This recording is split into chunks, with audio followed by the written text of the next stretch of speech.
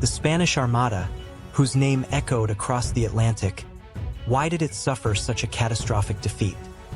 This invincible fleet, carrying 130 colossal ships and some 30,000 soldiers, lost more than half its strength during its voyage. Hidden within this failure were structural causes, identical to those that plague modern organizations. Why was this mighty fleet assembled? Where did it go wrong? And what lessons can modern organizations learn? Let us now delve into the full story of the collapse that befell the Age of Discovery's master of the seas. In the 16th century, Spain had forged the world's largest empire, famously dubbed the Empire on which the sun never sets.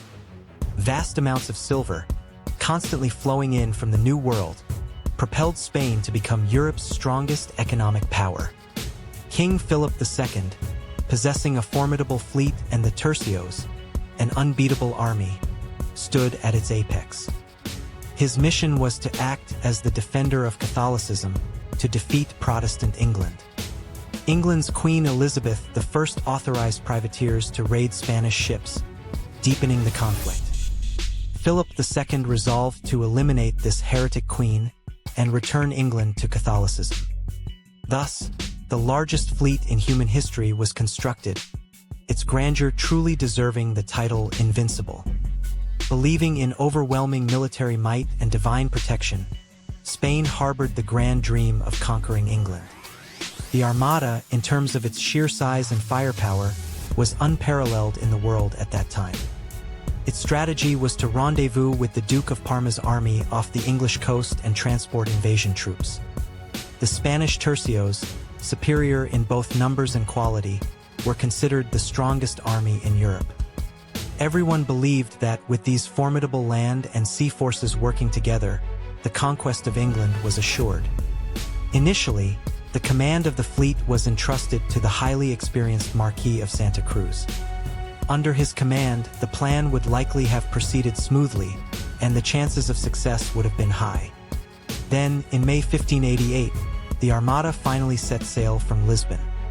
Up to this point, everything was according to plan.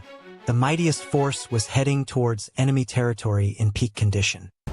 But here, a trap no one noticed lay open. Just before departure, the veteran commander, the Marquis of Santa Cruz, died suddenly. He was replaced by the Duke of Medina Sidonia. He had almost no naval combat experience and was unaccustomed to commanding a fleet. It was the worst possible choice. Furthermore, the lack of preparation was severe. Hastily ordered to depart, food and water began to spoil. The English Navy, meanwhile, had developed smaller, faster ships excelling at long-range bombardment. In contrast, the Spanish fleet largely comprised large vessels, adhering to tactics of closing in to board enemy ships. Moreover, coordination with the Duke of Parma remained vague. Even the rendezvous point was unclear. These countless oversights would eventually set the stage for a great catastrophe. Philip II was convinced of divine protection and never doubted the expedition's success. His absolute authority and religious conviction obstructed objective judgment. In court, opinions contrary to the emperor's will were suppressed, and reality was distorted in reports. The Duke of Medina Sidonia, despite his awareness of his inexperience, could not refuse the emperor's command.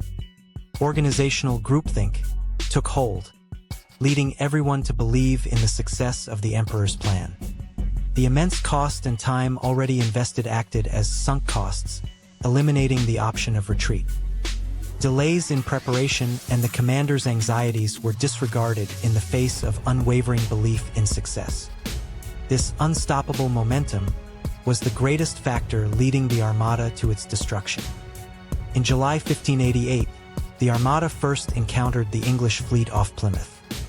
The English fleet focused entirely on long-range bombardment, refusing to engage the Spanish fleet in close-quarters combat. Then, off Calais, the English launched a fireship attack. The panicked Spanish fleet broke formation. At the Battle of Gravelines, the Armada suffered a devastating blow, losing numerous ships. Swept further into the North Sea, the fleet encountered severe storms. Many ships were wrecked off the coast of Ireland. The testimonies of the surviving soldiers spoke of a tragedy filled with hunger, disease, and despair. The Invincible Armada, contrary to its name, was swept away, becoming mere flotsam in the sea.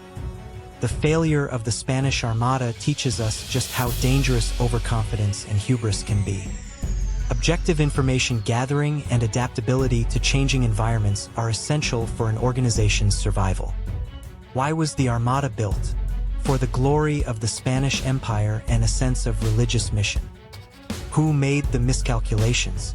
Philip II overconfidence, the poor choice of commander, and England's evolving tactics.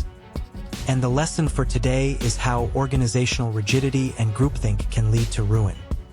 The quality of decision-making will differ vastly between those who understand this failure and those who do not.